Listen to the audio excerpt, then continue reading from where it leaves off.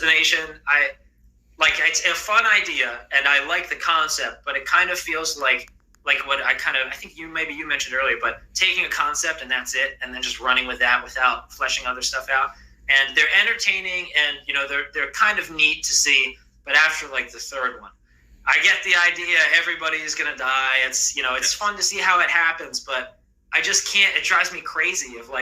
Not that I wasted my time, but it feels like that on an emotional level. Having seen the movie, hour and a half, 2 hours later, and the characters didn't change. Everybody's dead.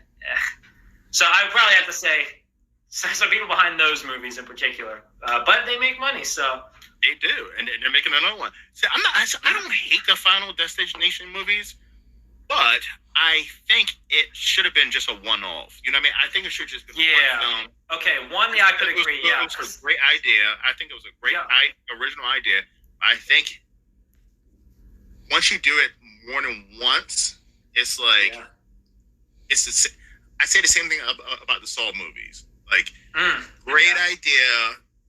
Maybe do it once or twice, but if you do it 10 times, then it's like, yeah. I mean, I think that's just the best way to put it. Yeah, because the first movie, watching that, obviously the movie's called Final Destination. There's a skull on the front. You assume that everyone's going to die, but you don't know for sure. And that's, exactly. I think, where part of the tension comes in of, is anyone going to make it out of this? And then once they do it the second time around, and then the third, and then et cetera, it's like, well, you already know going in, all the characters are not going to make it. So I'm like, kind of, what's the point of that? But my also opinion on prequels of, well, if it's a prequel to something that's already out, we already know how it's going to end. Otherwise, the sequel wouldn't be possible. So where are the stakes?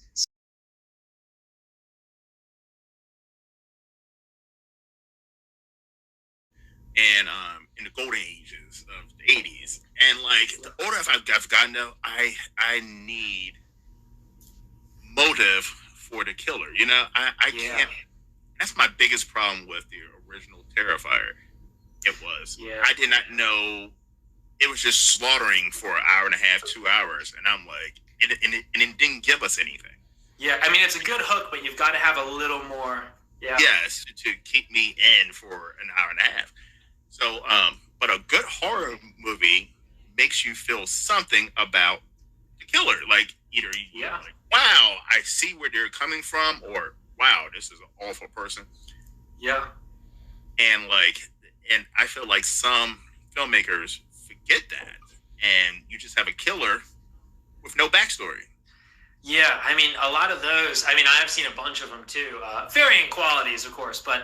Yeah, I mean, I feel like those movies, or at least those sorts of movies, they get a cool concept, but then they just run with that and they don't flesh it out as much. And that was one of the things that I was really looking at, really concerned about in the script phase was, I like the concept, giant killer hippo running around killing people is awesome. It is. But it actually needs to have, it's got to have the fleshed out characters. He needs to make sense. Like, why is he doing this? Location has to make sense. The plot has to make sense.